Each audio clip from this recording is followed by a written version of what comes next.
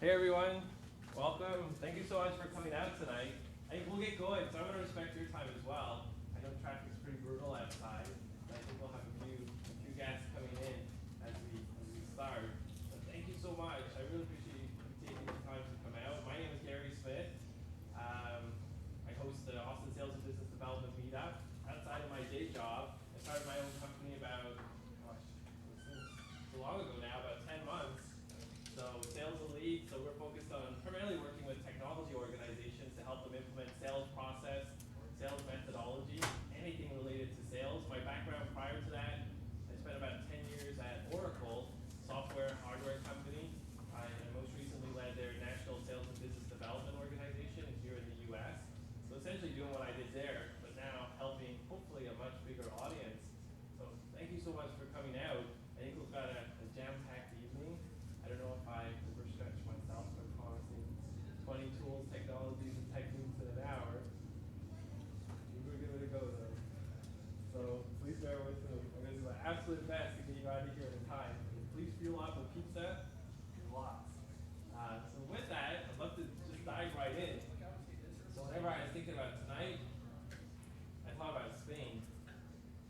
I don't know if anyone's been to Spain before. Dan, you been to Spain? Oh, very cool. Whereabouts? Madrid, Seville, the Alhambra. Oh, nice. South Spain, never made it to the north. Oh, wow. Portugal. Portugal as well. Very cool. Any favorite memories from Spain? Anything stick out? I remember a lot of hookers and condoms all over the place on the ground. Born in New Orleans? Definitely a very friendly country. Anyone else being maybe to Spain? We're about Barcelona. Oh, very cool. It's one of my favorite places. So when I think about Spain, I'm from the UK. You probably can't tell, lost from Northern Ireland, Belfast. Traded in my accent for some kind of northern region-ish accent. So that's where I'm from. But when I think about Spain, I think about Picasso, one of my favorite artists. And when I think about Picasso, I want to paint a quick image for you. So please bear with me for just 1 minute. I want to paint a picture, maybe in Barcelona, in Las Ramblas, in a marketplace. Lots of food, vibrant colors, flowers, fruits, vegetables. And there's a young Spanish gentleman called Gary doing his shopping for the evening. And Gary is a big fan of Picasso. Outside of the corner of his eyes, Gary was doing his shopping for that evening. Spotted an older gentleman. Gary said to himself, that kind of looks like Picasso. So he kept on, went about his merry way. He took again, that's Picasso. So he decided to go over, Mr. Picasso. The gentleman said, yep. Wow, this is amazing, big fan. I can't believe I've actually met you here. This is, oh wow, this is a lifelong ambition to meet you. Could I please ask a favor? On a small piece of paper, could you please draw me a picture? Mr. Picasso wanted to get rid of me. Said, okay, I'll draw you a picture. So Mr. Picasso, in a matter of a few seconds, drew a wonderful work of art. Probably something like this. And lo and behold, young gentleman Gary had a Picasso original. Amazing. He took his groceries, his Picasso original, and started going home. Just at the corner of his eye, he heard a voice. Excuse me, sir. It was Mr. Picasso calling him back. So Gary turned around. I couldn't get another picture, possibly. Mr. Picasso said, I think you forgot something. That's €1 million.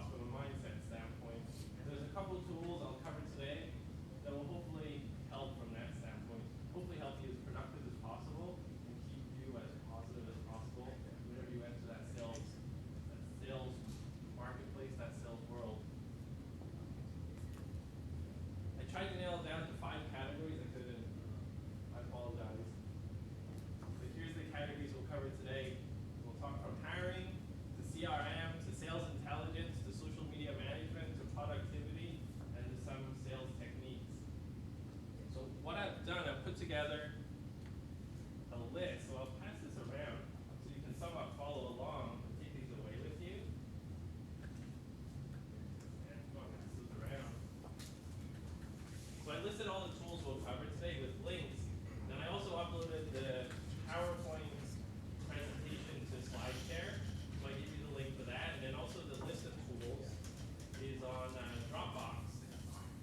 So you can actually just go there and you'll have the links that you can directly copy, paste, and click on so you can access the tools right away. And I also have a very positive book, Why Salespeople Fail. So I love, if you want to pass those around, these will complement some of the techniques that we'll cover. So we'll talk about all the things that maybe sales professionals don't quite do so well, and maybe some ways that you can overcome them. So hopefully it will complement some of the things we talk about today. And if I could ask one more thing, I promise we're going to get into the meat of the presentation. I spent my afternoon putting together this box, a little bit of free time. So I have a gift card to give away at the end of our presentation. So I'm not sure, hopefully you brought maybe a business card. So what I'll do at the end of our presentation, I'll do a quick drawing for the gift card. So if I can pass this around, if you want to pop in a business card, and then I'll pick it up at the end. Or if you don't have a business card, maybe just a piece of paper with your name, and then we'll draw a winner. Gary. Hey, Gary, how you doing? Good. Thanks for coming out. Sorry, I'm late. No, you're good. So with that, let's get into it. What I'll do, I'll be at my laptop, because what I've done, I have some slides to introduce the tool, but I've got the actual tools open, so I can actually show you real time what the tools look like. So I'll just go to the podium and I'll navigate from there. So I'll talk high level about the tool from the slide, and then I'll navigate to the actual tool or technology and actually show you in practice so you can get a true sense of it, true flavor of it.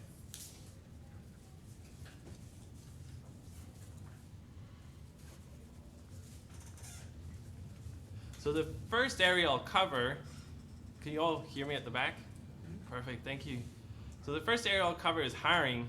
So over the last probably 3 or 4 years, I had the, great opportunity to build out a sales organization here in Austin. We grew from 0 to 250 folks in about 3 years. So a vast majority of my time was interviewing, trying to identify talent. I was interviewing and hiring junior entry-level sales talent into my organization. So it took me a while to cotton on to some resources to really help me identify those folks, to build out an internship program, and then to bring folks on full time. So a couple of resources that really helped me out. I don't know how I didn't know this, but after a while I found out that there's just about 100 universities in the US that offer professional sales, either majors or certificates. So they have 4-year programs, 3-year programs that students go through, really geared towards selling and going into sales careers. So the Sales Education Foundation, and I'll show you the link in a second, has a list of schools across the globe that have sales programs. It will give you the contact information for the folks that lead those programs. It will give you the success rates of students that go into the workplace. How many, do they have 100% hire rate, 100% success rate? But for me, this is just a huge avenue, a highly successful avenue for identifying junior entry-level talent to bring into my organization, because these folks were really geared towards wanting to do well in a sales career.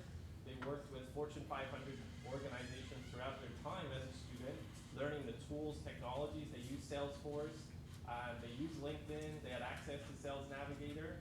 I built an internship program with these folks and then brought them on as full-time once they were ready to graduate. It had a huge impact from a retention standpoint because this is all they wanted to do. So it's a phenomenal program. The next one is along the same lines. It's Pi Sigma Epsilon. They're the only national professional fraternity dedicated to sales. And what these folks do is host a lot of sales contests across the US. So there's opportunities to volunteer, to coach.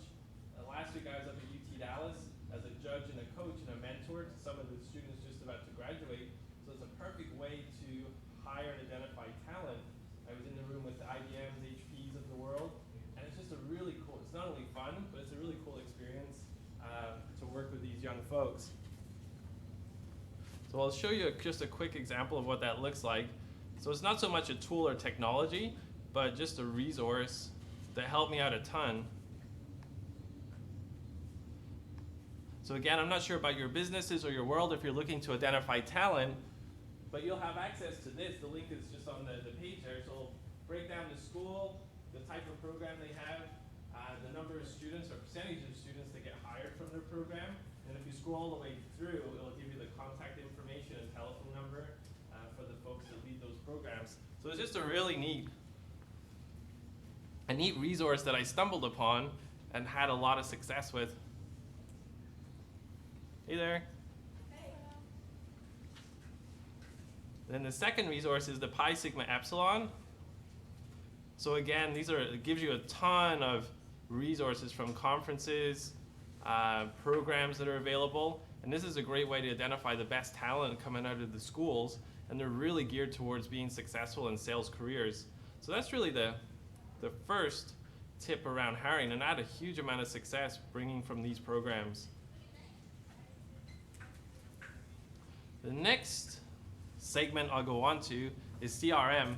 So I wanted to highlight a couple CRMs that are out there for me, no matter which stage your business is in. Maybe if it's a startup, maybe if it's just received funding, if it's a mid-sized company or a fortune company. For me, the foundation, when folks talk about sales stack and what are the most important components of that sales stack, for me, number one is CRM. And CRM can be costly. Of course, Salesforce is probably one of the most prevalent out there. My background is in Oracle, as indoctrinated. It's okay, tool. But there's so many out there. So a couple I wanted to highlight, which are really good if you're looking for a CRM or you're looking to get going with a CRM. A couple of tools that I'd like to highlight are HubSpot and Insightly. So HubSpot is a totally free CRM. You can have unlimited number of users on it. You can have unlimited usage, unlimited data. You can have customized views, reporting, opportunity views, tax boards. Really, they provide this service for free to kind of get you bought in to HubSpot as a brand, and then they'll start upselling the additional services. But it's a really, really neat CRM, very user-friendly, and if you're looking for something to get going, it will really be a good fit. The other tool is Insightly. Couple of caveats, it's only a free CRM up till 2 users. It does have a lot more advanced reporting functionalities, and you can do a lot more email automation from the Insightly tool. So I'll give you a quick look of what they look like. So this is the HubSpot, and again you have the link so you can check it out. But it's just a really cool, HubSpot's a really cool brand. They specialize in inbound marketing type solutions, but their CRM is pretty powerful for being free. And again, you can have unlimited users, usage, and unlimited data, so a great place to get started. The other tool is Insightly. It has additional cost options, but the free, if it's just yourself, if you're a solopreneur, entrepreneur, starting out in your own company, are really looking to evaluate a CRM, you could get started pretty quickly. And it does, the main difference is it has a lot of additional reporting functionalities and emailing capabilities. So again, 2 really, really neat tools that you can take advantage of to get going from a CRM perspective.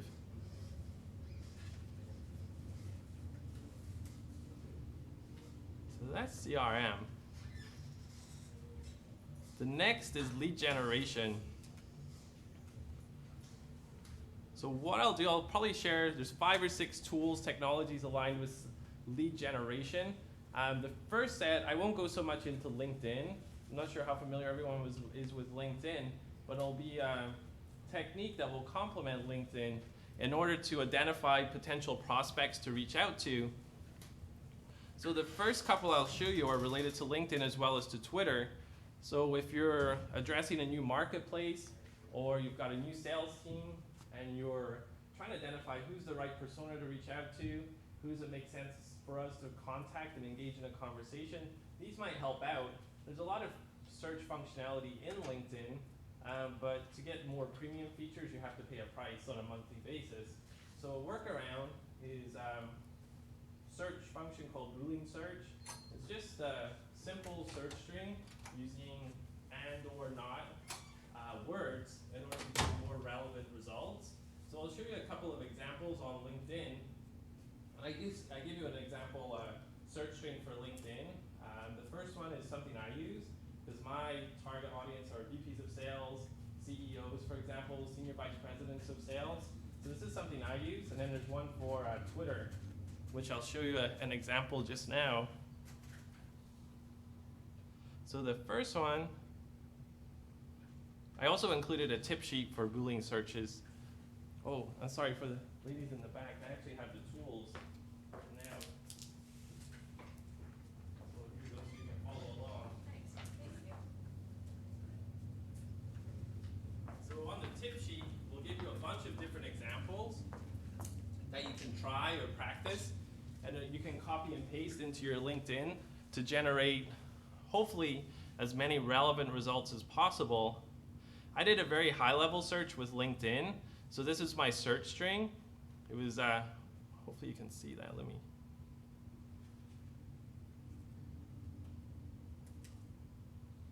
Oh gosh.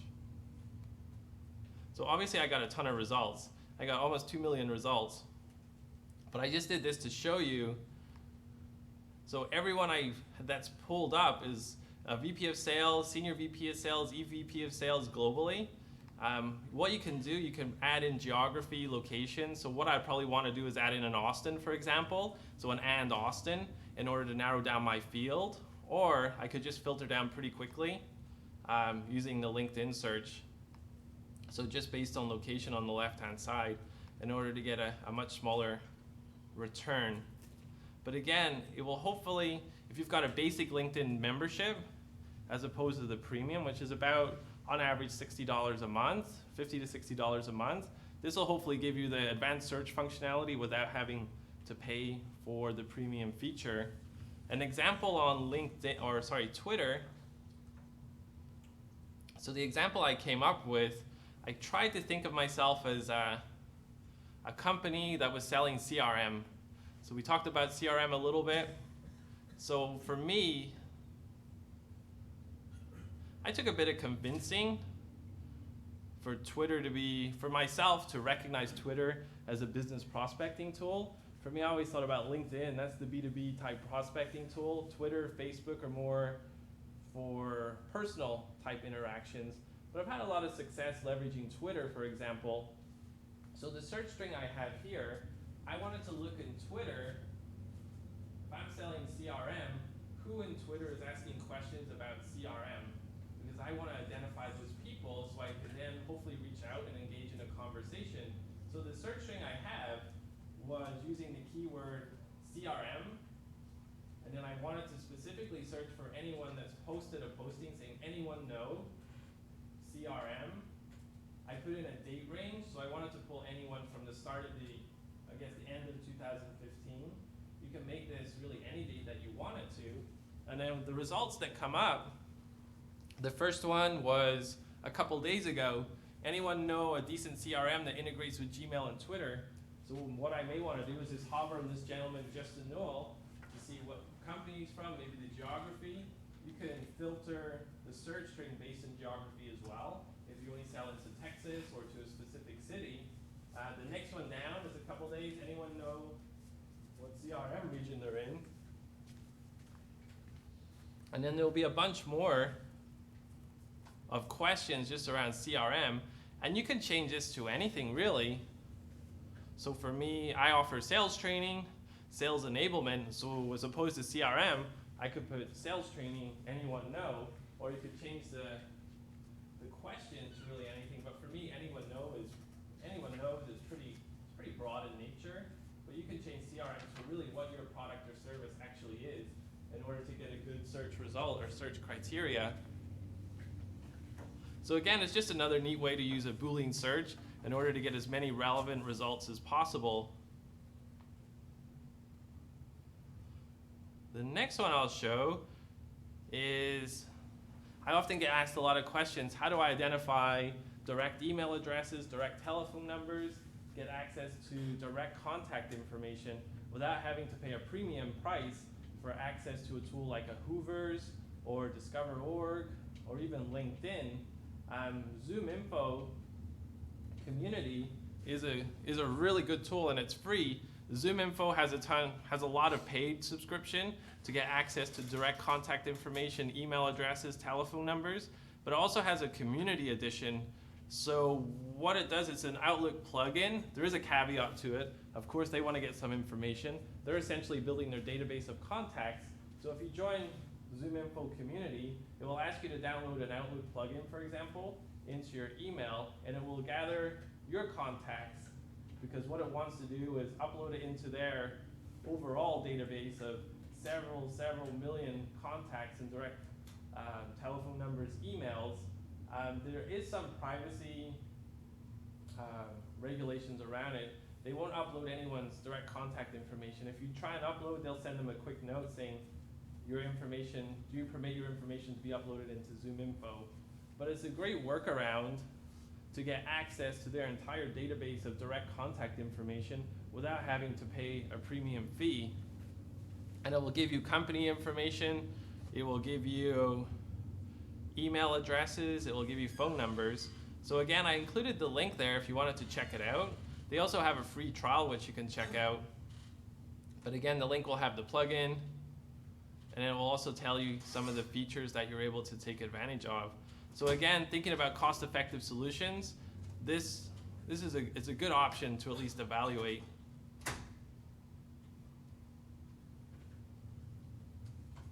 The next one is along the same lines. So again, with getting direct email addresses. So again, a lot of folks, I say, how do I find an email address for someone that I want to reach out to? This one has a couple steps, so it takes a little bit more time, but I included all the details on the cheat sheet. So it's a combination of two tools. It's a combination of a Google spreadsheet, which I'll show you in a second, as well as a Chrome and Google plugin called Reportive. So I'll show you how to use it now. Essentially what it does, it will help you, it's a scraping technology that will go out and pull an individual's information from the web or social resources and serve it up and let you know if you have the correct email address, so that you can then reach out. So I'll show you an example now so you can see it in practice.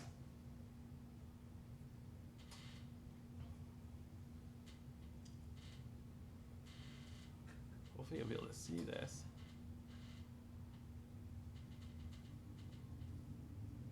So essentially you'll have access to this Google spreadsheet template. It does have a couple steps. The only thing you need to update is what's highlighted in yellow. Everything else you keep the same. So the only thing you need to update is the first name of the person you want to reach out to, the last name, and the domain name. So whatever their website address is. So if it's, Microsoft, it'd just be Microsoft.com. Or if it's IBM, I'm not sure what theirs is, IBM.com, HubSpot.com, whatever that might be. So I had a gentleman that I wanted to find, I wanted to send an email to. He's with a company that I wanted to partner with, White Springs. So I put in their domain name, white-springs.com, and the gentleman's first and last name. So first name is Ollie, last name is Edmonds. So whenever you populate that, automatically on the Google spreadsheet, it has pretty much, I don't know if I'll say every, but pretty much every iteration of a potential email address that Ollie Edmonds could have. So it could be simple, it could have Edmonds Ollie, it could have his middle name, it could have dashes, it could have underscores. So there's about 44 options here. So all I need to do is copy all of these. Then I want to go to my Gmail. And all I do, and this is where the Reportive tool comes into play. So I've downloaded the Reportive tool already. So it's a plugin for Chrome as well as my Gmail. So all I need to do is in the to field is to paste all of those email addresses. So there's a bunch. I'll just minimize this. So I got about 45 potential combinations. So all I need to do, if I want to try and figure out, so the reportive tool, what it's done is gone out and pulled in, kind of scraped the web for any resources or websites that Ollie has perhaps entered his email address, and it's pulled it in. So what I need to do is hover my little mouse cursor over the names. So I'll start with Ollie. No good. Edmonds at White Springs, no good. Ollie Edmonds is not good. Oh, there's one. So on the right-hand side, if you find a match, it will bring up the gentleman's picture and confirm his email address. So I've got ollie.edmonds@white-springs.com, and it has his LinkedIn information and profile that it can connect into. So this email address is associated with his LinkedIn profile. So when I hover over that, this is confirming that this is an active email address with his LinkedIn profile. So I'm like, cool, this is his email. So I'm going to send out. So this one has a couple steps to it. So obviously we've got several hundred people that you want to check out. It could take a little bit of time. But if you've got an individual you really want to get in contact with, then it could be a quick way, just a couple steps that you can get that person's information. So it's just another way that you can, without additional cost or paying for lists or lead lists, to get folks' email addresses. So if you've got a smaller subset of folks that you want to reach out to, then this might be a good tool to leverage to find that information out. And again, all the info and stuff is in the little cheat sheet. So again, with emails, it's such a hot topic. There's 3 tools here. So I lied. There's not actually 20 tools. There's maybe 20, almost 25. But I won't cover them all. So the tool I'll cover next is Whois. So this is another way that you can find email addresses for a specific company, or you can uncover the format of an email address for a specific company. So a Whois search is a tool. I'll show you an example in a second. So whenever a company registers their website, typically they have to assign, they're asked for a technical contact or a support contact, and that person would enter their information. So this tool will tell you who that person is.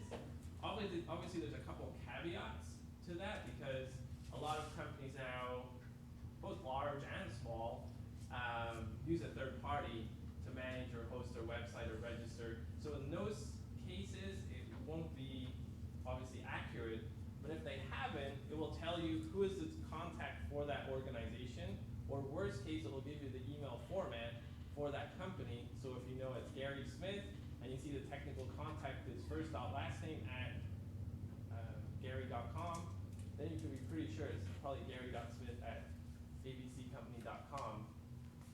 The other tool I'll show you is verify email address. So what you do for this one is you input the email address and you hit go, and what it does, it sends out a ping to those Exchange servers, email servers, and it will confirm if this is an active email address or an active domain name, and it will give you, we believe this email address is accurate. So I'll show you those 2 tools. There's another tool called Mail Tester. Essentially does the same thing, but obviously for time, we won't go into that one. So for this one, so my session is timed out, but all I need to do is put in a domain name. So let's see.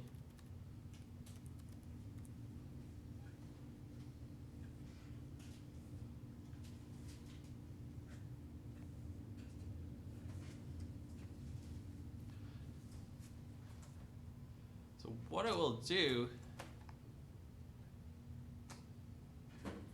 oh, did I enter it wrong?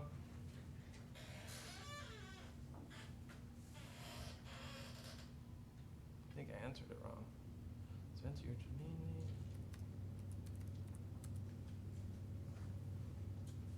Arg. Let me go.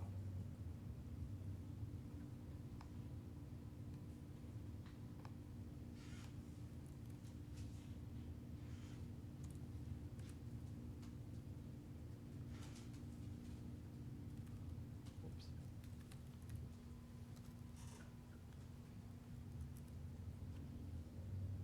You can also search by IP address if you have that, but most folks probably won't have that.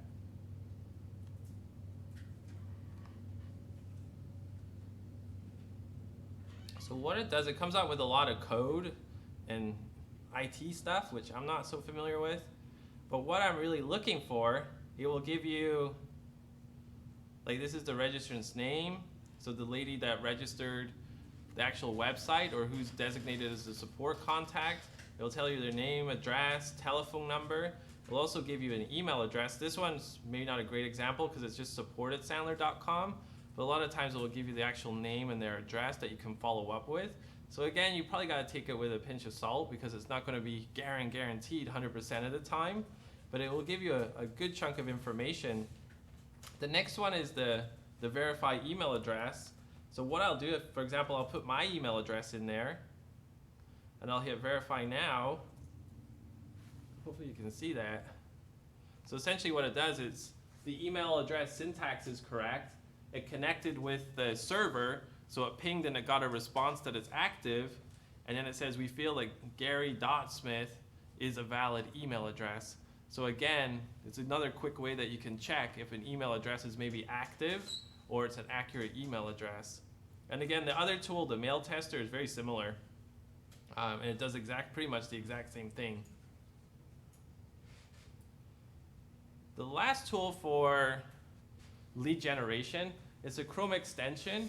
It's an extension called Profile Views. Although not directly linked in, it helps with LinkedIn. I think LinkedIn is probably one of the most well-known and utilized tools from a prospecting, networking, sales perspective. But again, a lot of folks that I've came into contact with only have the basic membership. So for me, I call it like guerrilla prospecting. So I always look who's looking at my profile, because I want to see if there's maybe anyone interesting for me that I maybe want to reach out to or connect with. So I'm always thinking about my customer profile, my customer persona. But if I have a LinkedIn basic membership, I can only see the last 5 folks that have viewed my profile, and I can only see within the last 90 days. Profile views will give you the premium type functionality without having to pay for it. So it's a plugin that will show you everyone, not just the last 5, who has looked at your LinkedIn profile. So what I would do for that information, I would often, if they haven't maybe connected with me, I would get their name, and I would send them a LinkedIn message saying, hey, thank you so much for visiting my LinkedIn profile. Not sure if anything stuck out to you from a professional standpoint, but I'd love to connect and see if we can perhaps complement each other or help each other out from a professional or networking standpoint. So the profile views and what it looks like, once you download it, it'll be like this little icon here, little yellow. And when you open it up, it will give you the list of people that have been viewing your LinkedIn profile. So you can see you can keep going and going and keep loading, so it won't stop at 5, but you can see all the folks. So it's just another quick way and cost-effective way to see who's been looking at your LinkedIn profile without having to pay for it. So again, it's another Chrome extension, but again, you can see a bunch of folks. The boxes are folks that don't have like a LinkedIn picture, so you'll get a blank box if they don't have a picture uploaded. Oh, Chandra, sorry. You can look at your private mode, then you can see that. Oh no, so that's another challenge. So unfortunately with private, if they've got their internal settings set that they're viewing profiles privately, unfortunately it's not a workaround. But it's like more a workaround if you've got the basic membership and you're not able to see the full extent, then this will allow you to see a much bigger history or greater history of who's been viewing your profile. And it's in a consolidated space. And every time someone looks at your profile, it will automatically update. So you'll get a little red number in the corner saying 1, 2, 3, 4. So it's like 4 more people have visited your LinkedIn profile since you last checked. So again, you don't necessarily have to go and log into LinkedIn to check that information. So that would be pretty cool though. So for the free ones are only like 5, you can only see 5 at a time? Yeah, exactly. So this is a slight workaround. So this will give you more. So even if you've just got basic, this will show you the full list of people who are trying to look at your LinkedIn profile. So without having to pay the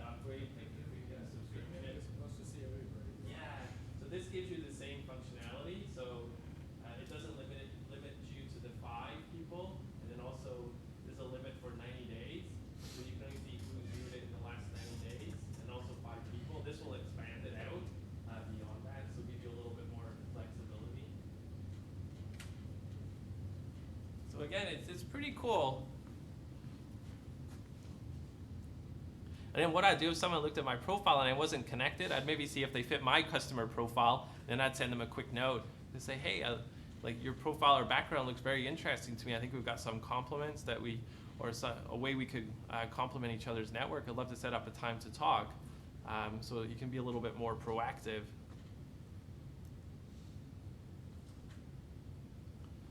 So the next topic we'll go into is sales intelligence. So my goal is hopefully walking through the full sales process cycle. So we started out with hiring, then we went to CRM, the primary foundation of the sales stack.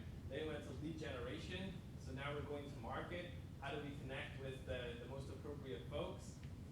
So the next part is sales intelligence.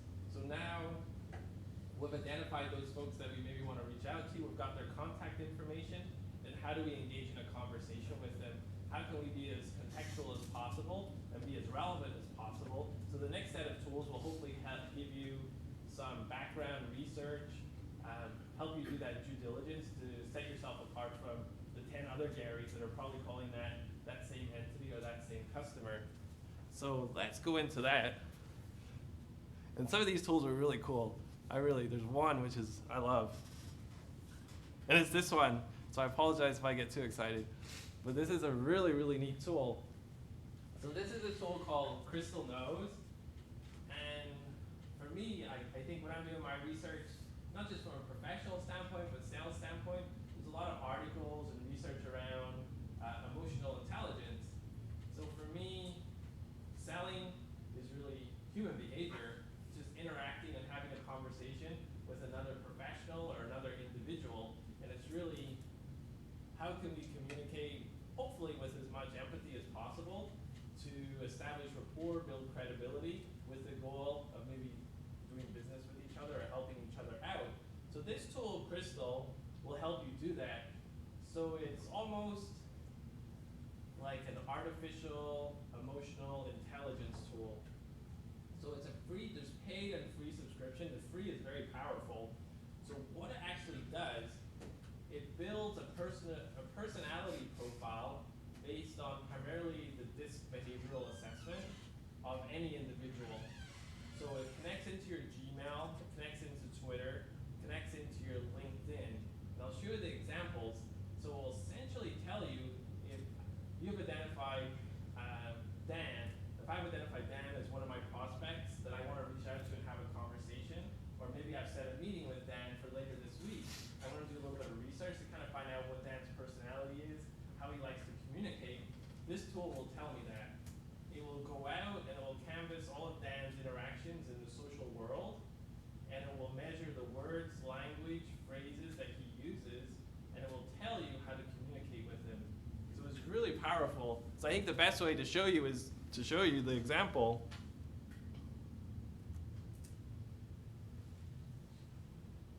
Oh gosh. So let's make this a little smaller.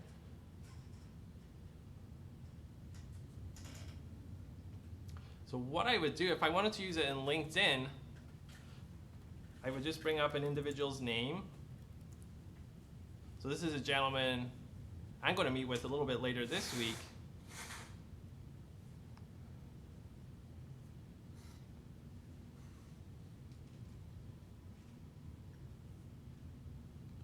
So what it is, it brings up an extra box. Oh, let me just close this. On the gentleman or lady's LinkedIn profile. So what it will do, it'll break it out, Steven's personality. So you'll have 3 different tabs, profile, relationship, and email example. It'll actually give you an email example of how to communicate with this individual. So if you scroll down, it will say, how similar are Steven and I from a personality standpoint based on what I share out there in the public social space versus what Steven does, and it will give you a comparison. So I may need to, based on this, we're 36% similar, so I may need to change my style a little bit or how I communicate just slightly. So I want to read more. So it says Steven's relationship focused, expressive, open, prefers a predictable plan. Keywords or phrases to use.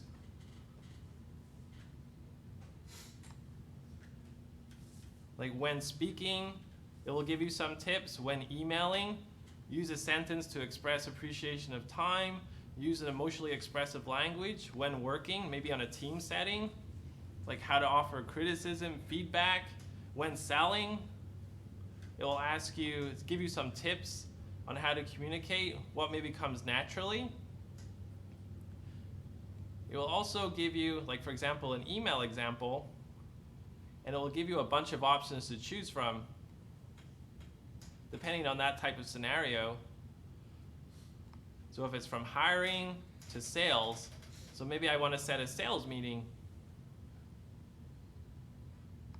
So it'll give you some tips on how to set up that email, what kind of language to use.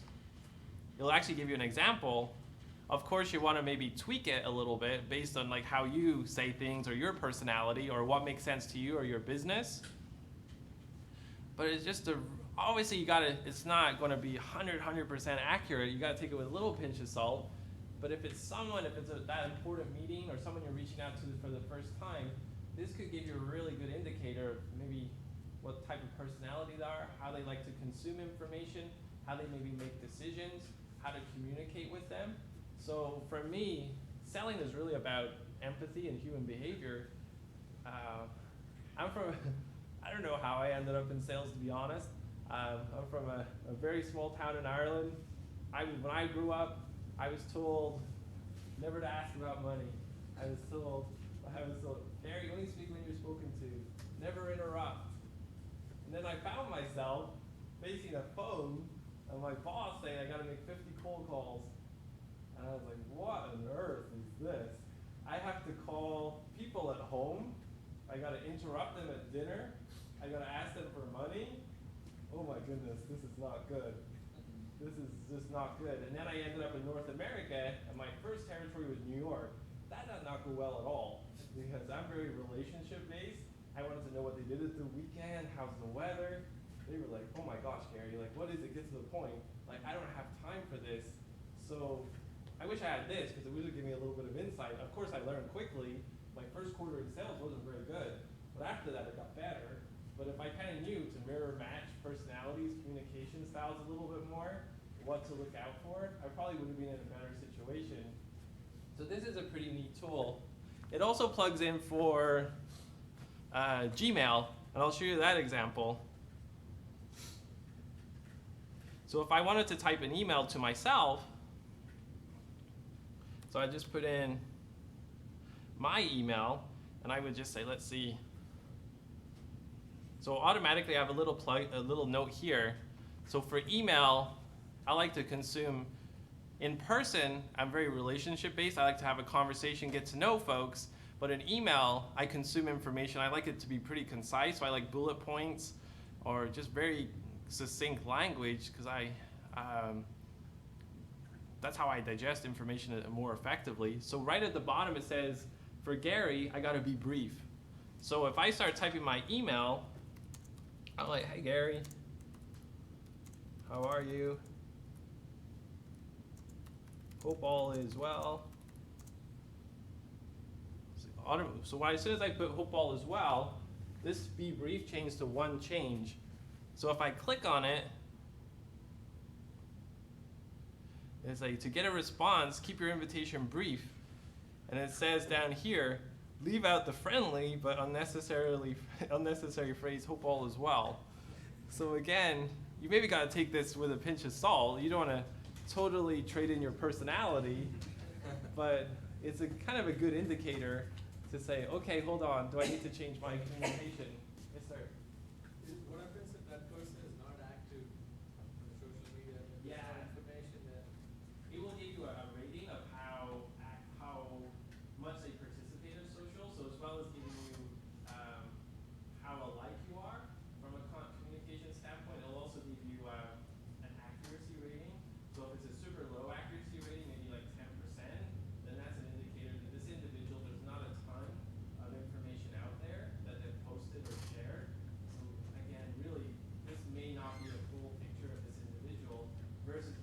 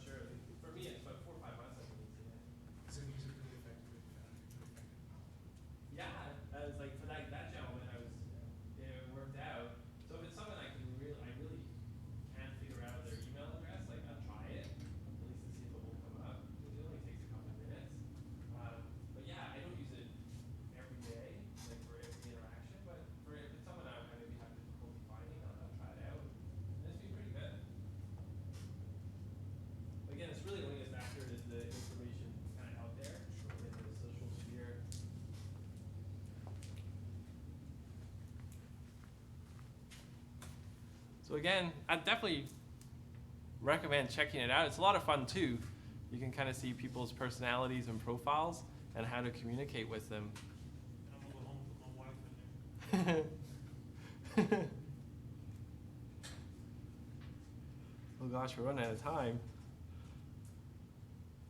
The next one I'll show you is, again, it's a tool to hopefully help you prepare for a meeting. So this tool is called Charlie app. So what it does, it connects with your, for example, it connects with Gmail, primarily Gmail Calendar. So if you've got all your meetings set up in Gmail, it will pull the individuals that you're meeting with, and it will serve you up a one-pager about their background, their interactions in social media, the company they work for. So if you're kind of running a little bit short on time, or you maybe haven't had time to prepare as effectively as possible for a meeting, this might give you some good insight. So essentially, what it will do, I just use myself as an example, but it'll give you a high-level overview, any news articles I've been mentioned in. It says, congratulate Gary on my big life achievement. It pulled something from my Twitter. It'll also show you any recent interactions you've had with that individual. If I've been listed in the news, any interests or hobbies, Twitter connections you've got in common, and also like latest social interactions too. So again, it's just a quick way, you can very quickly get an idea of someone's background information. So if you have had little time to prepare, you can prepare fairly quickly. So it's just another cool tool that'll give you some intelligence around a certain individual that you're meeting with. The next one I'll show you, and I'll go through these last few a couple quick because I want to make sure I finish on time. The next one is Datanize. So it's a Chrome extension also. So what it does, it primarily helps you identify maybe some specific technologies that an organization might be using. So for example, if you sell a certain technology, a certain product or service, and there's other solutions out there that may be complementary to what you sell or what you provide, this might give you a good indicator. It will also, for the free version, it gives you a limited amount of credits every month, 10 credits every month to get direct contact information. There's a paid subscription which gives you a lot more, but for the free, it'll give you 10 credits each month to pull phone numbers, email addresses. So I'll show you an example. So let's see. So whatever website you're on, you would just click the Chrome plugin. So what it does, it brings you up a little bar, and it will list down a whole bunch of different types of technologies that it's coming across for a specific company. So again, some of these may or may not be relevant to your business or company, but it might, if you're within technology, it might give you a good idea of what they're leveraging, what they're using, and there may be a complementary offering that you have. So if you're going in for a meeting, you may have a little bit more information that you can bring up in that conversation or leverage. There's other, for example, employee-wise, there's 25 to 100. So if you click on that, it will bring up those specific people. And then as I mentioned before, you do have some credits that you can use with the free version. You have 10 a month. So you can search for email, for example, and start using my credits. So I can see this is an email in use. So rvolk@charlieapp.com. So again, if you've got the free version, you want to be maybe a little frugal on how you use your credits, but if you've got a paid subscription, you can obviously use a lot more. But again, it's another way more to learn about technologies that as a company is using, but also you can get direct contact information too. The next one is Owler. This is really cool too. So again, this is more intelligence about a specific company or a marketplace. So what you can do initially is input your own company, and then it's almost like a Google Alerts on steroids. So you can put in your own company, you can choose your competitors. So I chose CEB, for example. It's a large global competitor from a sales training standpoint. And then you can also tag and follow specific companies. and it will, similar to a Google Alerts, it will provide you or serve you up the latest information for those companies that you're following. So again, if you're looking for trigger events to engage in a conversation or things to bring up in an email or on a phone conversation, this will give you a lot of up-to-date information.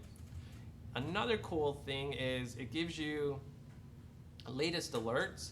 So it will tell you who in the US has received funding, has gone through an acquisition, or who has had a leadership change. So again, for me, if I'm maybe looking at someone, so for example, this is the list of folks that have received funding. So I could see maybe this company, SixGill, received $6 million from DRW Ventures. So I'd maybe want to look at them in a little bit more detail, see what kind of business they're in, how they go to market. Maybe they're a prospect for me. So if they've got maybe a bunch of funding, they're maybe growing their development team, product team, maybe taking a new product to market. They're maybe hiring additional sales folks, sales professionals. So they may be a good target for me to call upon. Acquisition, it will tell you some of the latest acquisitions across the US. So again, if I'm looking at an acquisition, 2 or more companies coming together, there may be an opportunity, there may be consolidation within those companies, maybe realignment from a technology standpoint. There could be integration options, getting folks on the same platform, even from a service standpoint. If they're a public company, Adobe, for example, just purchased Livefire, Adobe are going to have to report in their financials what earnings Livefire has had. So how are they going to do that effectively? How are they going to make sure that they're reporting to Wall Street, their shareholders, the most accurate information? So for me, an acquisition could mean multiple different potential opportunities or talking points. And also leadership changes. You can see who maybe has changed role, who's got promoted. So again, a good warm intro. Congratulations on your recent promotion. Or if they're going into a new role, maybe they're learning the ropes. Maybe they're more open to, maybe it's a customer you had called on before, and you maybe didn't get a lot of traction because the other individual had been in that role for a significant amount of time, and they weren't as open to new products or services. Maybe this is an opportunity for this new individual. They may be a little bit more open or open to discussing what service product you have to offer. So this is another cool tool, and you can follow these if certain folks stick out, and they'll come up in your digest on the homepage with the latest news. So again, this is more from a macro level, figuring out what's going on in the marketplace. So again, more like a Google Alerts, more high-powered Google Alerts. The next one is Demograph.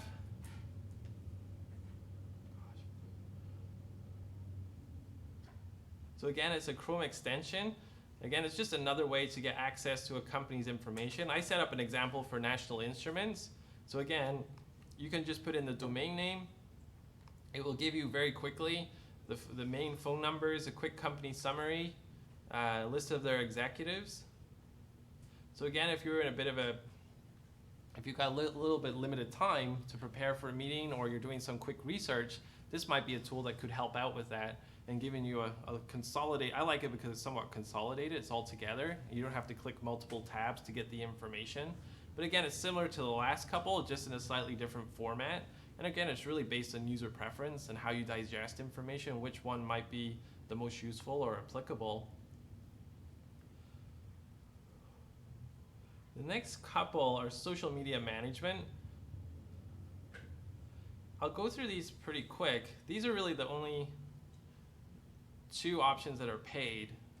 These are ones I use. I thought there's a lot of social media out there right now, social media management tools, but these have helped me a lot. The first one is actually an Austin company, Meet Edgar. So this tool is somewhat similar to a Hootsuite or a Buffer, for example, and how you share content, disseminate content to your followers on various social channels. The main difference with this one is I like it from a scheduling standpoint, and it has the option to share a piece of content once, but the main difference to a Buffer or Hootsuite, it creates a library for you of content. So if you share, and you can categorize that content based on whatever titles you want. So if you share a piece of content today, it won't disappear. It will go to the bottom of the queue of that category, and it will keep being recycled So it's a constant flow of content being shared out onto a specific network. So that's the primary difference to a Hootsuite or Buffer. I like it because some days if I'm caught with a customer doing a lot of training, I don't maybe necessarily have time to update my social channels or share, but I know this is in the background. I just pick the time, the category, and the social channel, and it keeps recycling my content based on chronological order. And like for an example, like a Twitter, where your tweet may get lost in just so many tweets, it's, again, you gotta be careful of maybe on a LinkedIn, the same post coming up multiple times. On a Twitter, it's not as bad because there's just so much content, and it's more, I guess you have more chance of getting newer readers to that specific post. But that's primarily the main difference, and I like the fact it's very user-friendly. This is my calendar, my social media calendar. So how I post in LinkedIn as well as Twitter. And I just kind of let it go and work for me.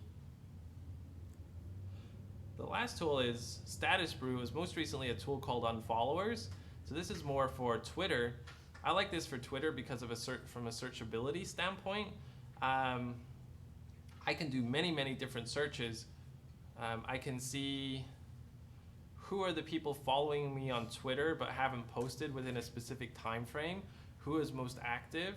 I can search by specific keywords using a power search. I can copy followers. So if there's maybe a competitor, for example, CEB, I want to see who's following CEB, and then it will give me a list. I just pop in their Twitter handle, copy followers, and hit go, and it will pull up in this tool all the followers of CEB, for example, or whoever your competitor might be. And I maybe want to pick or choose folks who are following them, and I would start following them. So it kind of narrows down your field a little bit, so you get like-minded followers. So I like this tool really from a searchability standpoint.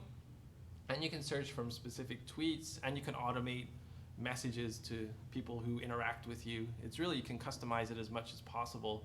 So for me, but I use this a lot because I want to see who else is out there and following people that I maybe admire, or maybe like-minded companies in the marketplace. So it's just another cool or neat tool. And then the last tool, gosh, we're a little bit over an hour, I'm sorry, is cold turkey. So when I talked at the very beginning about an attitude, from an attitude standpoint, it contributes to overall sales success. So this is really a tool that aligns into productivity. I don't know about you, when I don't mind prospecting, cold calling, but sometimes maybe on a Thursday, Friday morning, if it pops up on my calendar, Gary, this is your hour of prospecting time, I can be found sometimes looking at my favorite sports website or news website, or looking at my favorite newspaper, or doing other things other than prospecting. So this is a cool tool. It's called Cold Turkey, where you can set up temporary blocks on certain websites. So if you know you do your prospecting 9 to 10 in the morning, the free version allows you to block specific websites.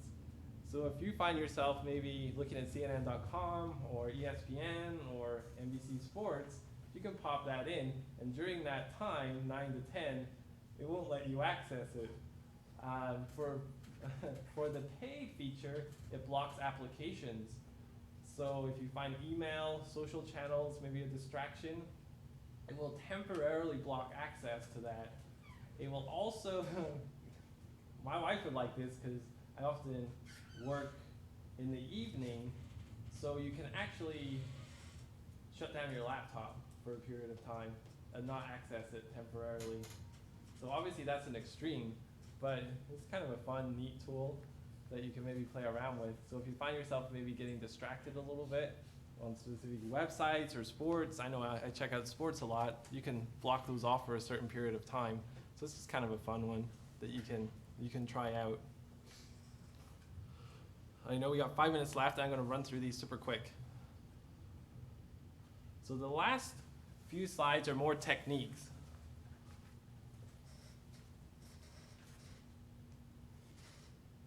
Anyone want to hazard a guess? 70-30? That might refer to. Yeah, very similar. Yeah. So it's for me 70-30. It's within a sales situation. A prospect who's listening isn't really a prospect at all. So it's really within maybe a sales conversation, initial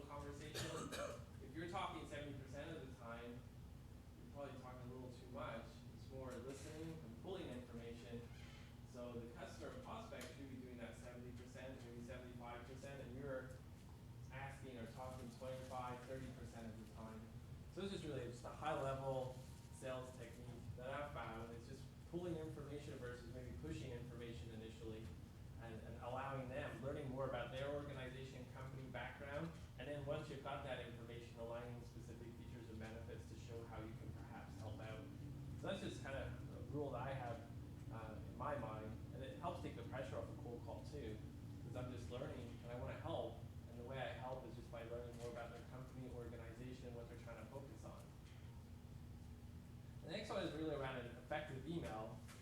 There's so much literature out there about writing effective emails or communicating via email. I just wanted to give you maybe just a simple framework that I try and adhere to when I'm sending an email. It's really just 4 points.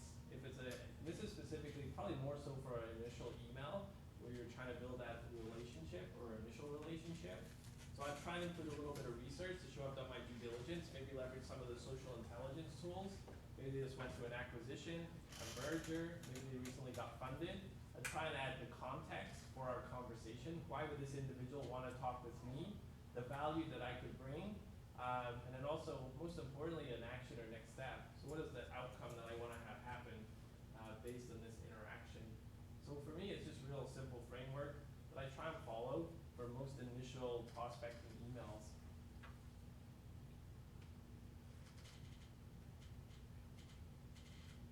The next one is really voicemail email jail.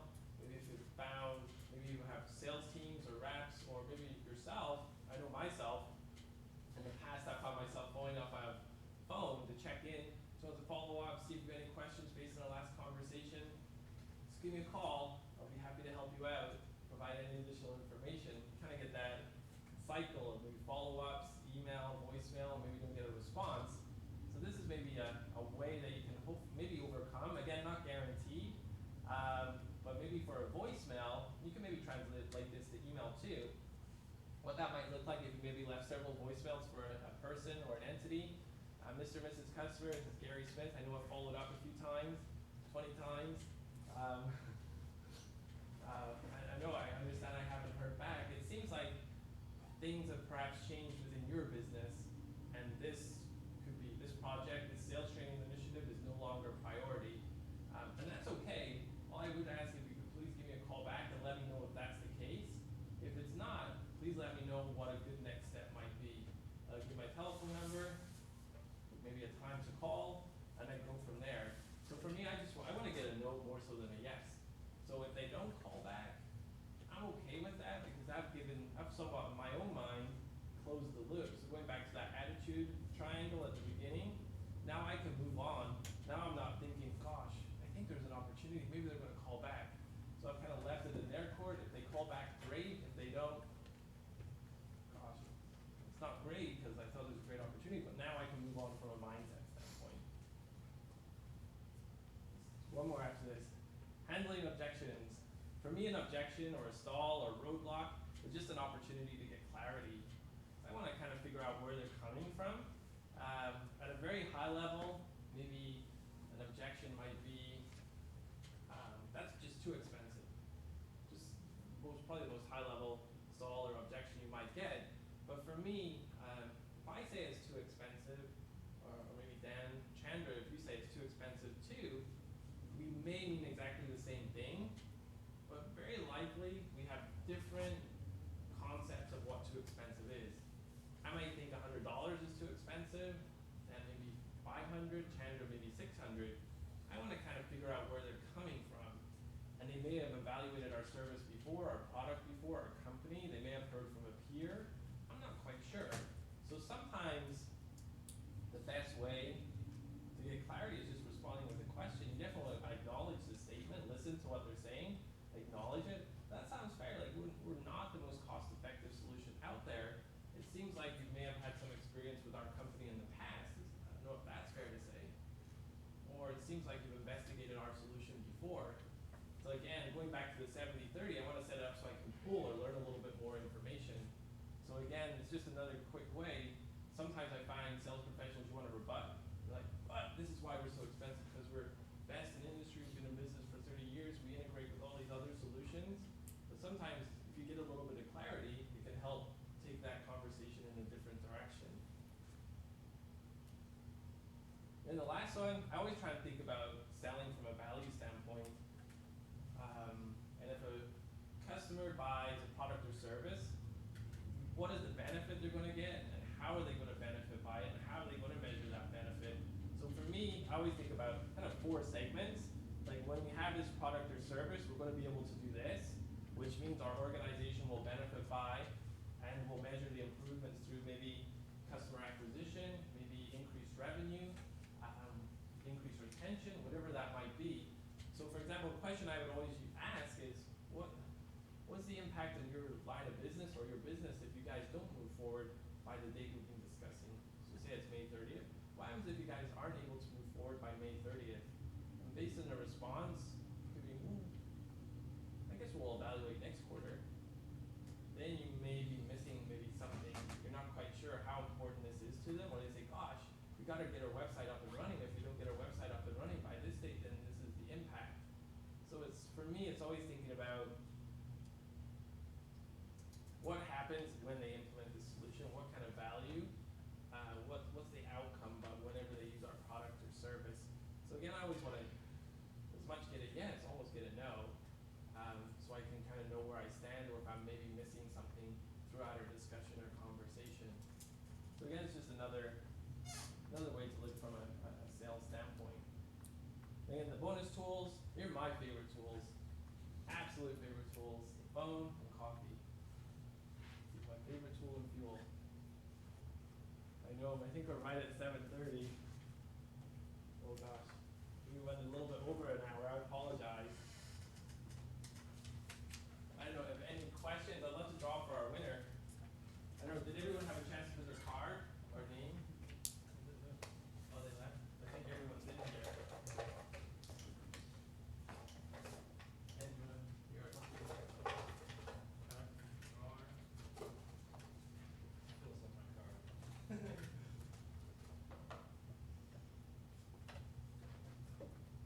Is it you, Gary? Yeah, Gary. Oh, nice job.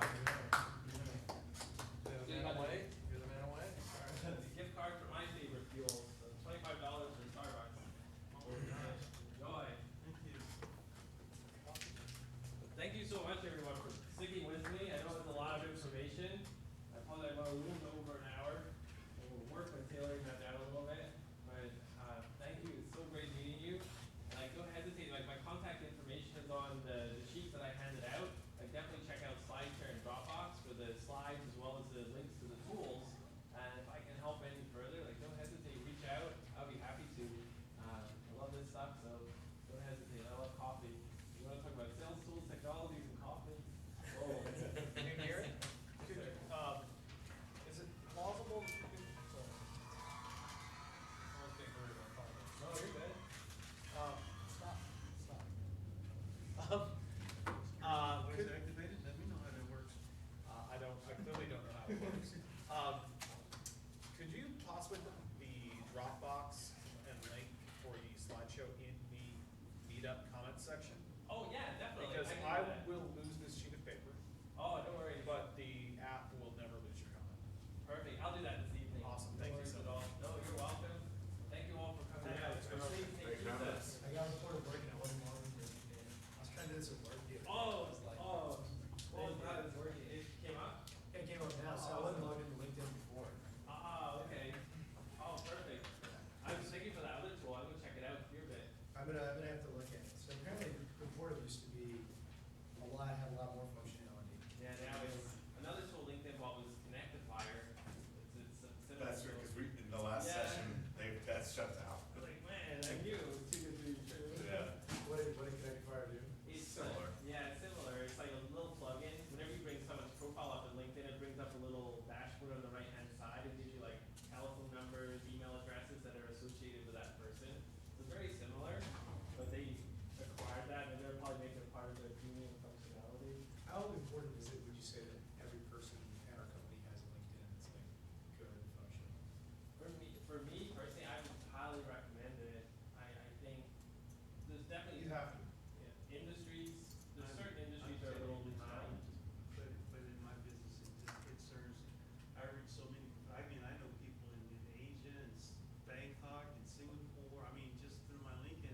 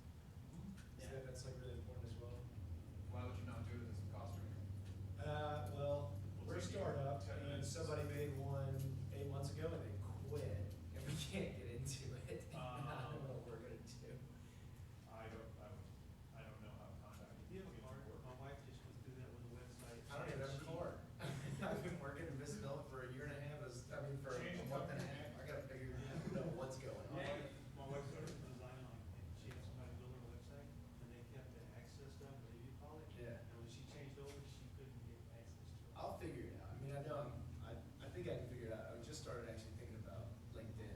They yesterday. probably have used domain to Log domain name to get the LinkedIn profile. If you have a sysadmin login, you can probably get that email. No, definitely. I'll figure it out. I gotta talk to our dev guy. I think he's got something. I don't know if it'll work. It's socks. Make custom socks. But Yeah. I have a 15, 30. What's the name of the company? Sorry? Yes, I mean, I can give up to How much is our custom socks? a seminar on that. Uh, I don't know how you use that, but I would. So, minimum, so actually, we're based here in Austin, our original model. From a company stand, like I just went to a cybersecurity seminar yesterday, Soccer month club. and what are you, the guys that we talked to? Right. There are 140 countries right now And that are our actually in founders cyber were in weapons. America. Yeah, and they're like, and the average person is in your system. And because of that, we had initially There's so much Slack information. contact us. So, I could And said, like hey, probably you pull make on custom sock, and can you make it by this date? What And we sales could pitch just here? barely, it was like 28-day deadline or something. Also, how much was that level of jumping is about? 120 pairs comes at 1050. You get a 240 per pair of socks. Maybe you get a 240. Yeah. They go I'll down use to my cards.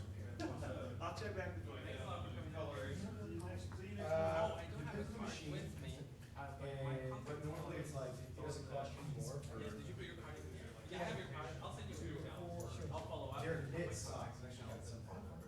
I'm just curious. I'm not imminently gonna be ordering socks. So, because they're knit, these are the ones we make for KTX, you can only do 6 colors in a quarter. So there's a limitation that way, but you can do 8 Okay. colors in socks, so it's not a dye, Oh, for. Yeah. sublimation, it's called, it's not just like printed. No, you're right, it's. You guys know everything. Because of that, you can only Outside the machines will machine. only Yeah. handle- will only handle 80 or 80 So I pairs. host other meetings for that where sales are selling. I'm in sales as well, but I'm pretty detailed on that. That's usually a good thing. Yeah. Are there other competitors doing I'd also leverage LinkedIn. We still do subscription socks. I was doing some Just shorts recently, past 2 months, custom socks over to. there's some kind of We have like website in Austin geared towards. four, some sort of background. And 3 or 4 Like, big ones. 5 years. Biggest one's I can send you a couple links, like Urban Austin. You have a lot of knowledge. I think about, I only have 10 years of experience. But Oh, then you can find sales. in the custom stock, Yeah, I was doing, I was selling basically. there's a couple companies that do like Software. documentation stuff. Really dedicated. And actually, it's a company that it's awesome. They just do, they have a That's why I did it for about like a year. Yeah, how do I get it? People really looking to I work. mean, you can talk to us, but what's gonna be trying to do? We still make a digital mock-up. Like, it's contact us and we'll just put it through the designers. But what it's gonna be, it's not gonna be like vivid picture images and print. It's gonna be like a card. Hey, Gary, I've seen a comprehensive There's a list. certain number of pixels, I can't remember what they have. Thank you. I'm at, There's so many, I questioned there. yeah, no problem, that's good. I have a couple company sort of, with these, kickoff meetings and stuff, so I might try to show them some of those tools. Very cool, yeah. Well, let me know if I can help or That's share right. any more info. I'll be happy to. Sure. I'm gonna grab a coffee and send you coffee to the word. All right, man. Thanks a lot for coming out. All right, here. So I'm interested in learning about your story because you say you've been doing this for the past 10 months, right? My own business, yeah. So my own business 10 months, but like my sales career, I guess, 12, 13 years. Right. And before that, you were at Oracle? Yeah, so I started as an inside sales rep there, and then most recently led their national sales teams at Oracle. Mhm. So yeah, so kind of experienced many different roles. So, yeah, what made you decide to kind of transition out and, was that, like, what's the motivation behind it? Because I know kind of branching out can be quite difficult. Yeah, like for me, I found myself at Oracle not growing as much as I wanted to. Mhm. It's at a stable organization, process was in place, we were doing well, and I found myself looking outside for other opportunities to volunteer for, to grow, because I can only get my team better if I'm getting better, and I found myself kind of, not stagnating, but on an even keel, so I wanted to go out and find, grow myself, and also I want to be in control. And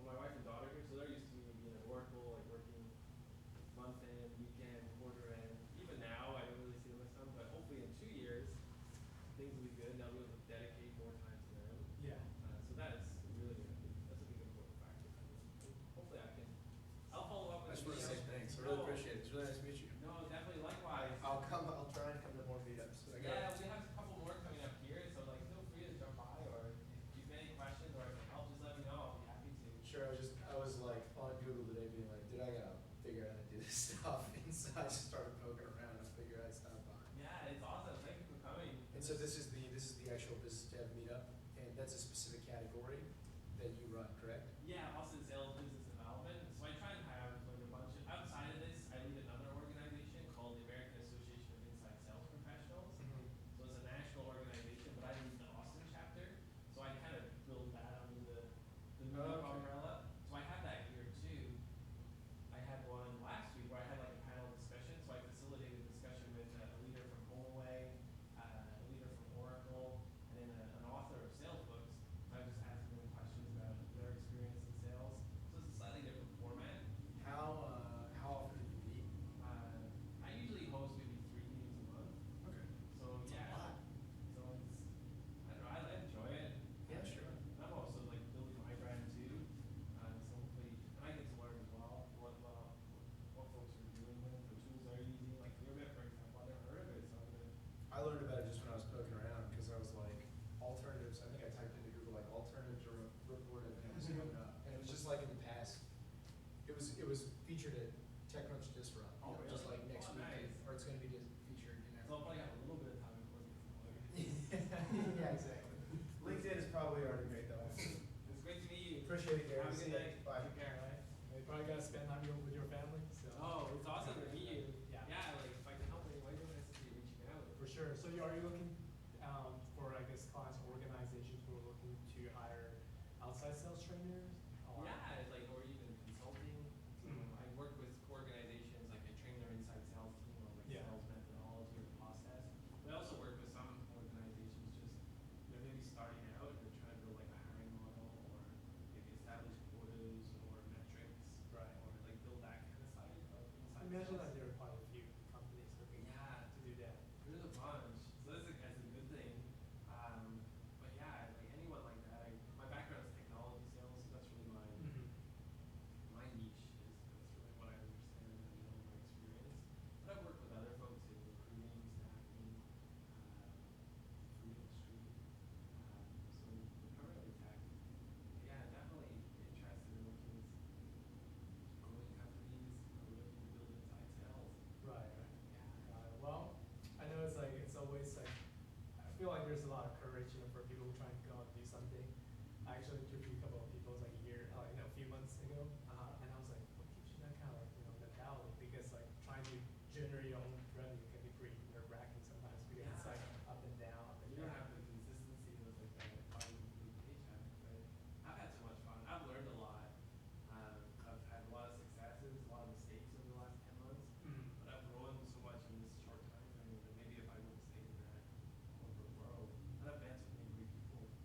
It's like if you're in a big company, you have a great network there, you don't get a chance to get out and like meet people like yourself and the folks here tonight. There's Yeah. just not enough time. So Do you feel like when you were at Oracle, did you get a chance to kind of expand outside of the companies? Because a couple of my friends actually went there and worked for Oracle. I think it was maybe 4 or 5 months ago. Oh, And, really? Yeah, they started working there, but then I was like, well, since I'm kind of in transition, like let me look into it. Then I realized that they stopped hiring all the junior position altogether. They're looking for someone who's more senior. I was like, 5 years of experience. They're hiring right now for people with 2+ years experience. Oh yeah. Yeah. If you want to forward your resume, like there's a recruiter there every while that we have to forward. They're Yeah. looking for a minimum is 2 years experience Right. for certain roles. Like each role is a little different, but the roles I had were 2+ years. Okay. Primarily tech experience. Got it. Yeah, I might be interested in looking into that because recently I just kind of got back from visiting my family. Oh, You okay. know, I left my job a few months ago, kind of voluntarily, because I realized I haven't spent time, with my family. It's important. Yeah. Yeah, I was like, family's always number one, right? Because they're kind of your everything here. It's true. And I was like, I have to save up a couple months of money and like, okay, make sure that everything is safe. Like in case I don't find a job in a month or two, I'm still okay. So I'm kind of in that decision right now, So I was like, I made that decision, so I kind of have to hustle a little bit to see what's out there. But at the same time, I realized that it's just a waiting game, to some extent. Yeah, if I can help, like if there's something out there, let me know. I'll do my best. Because often I get opportunities sent to me. Yeah. And people looking for talent or new positions or just joining a team. I'd be happy to refer or send over. Sure. So, yeah,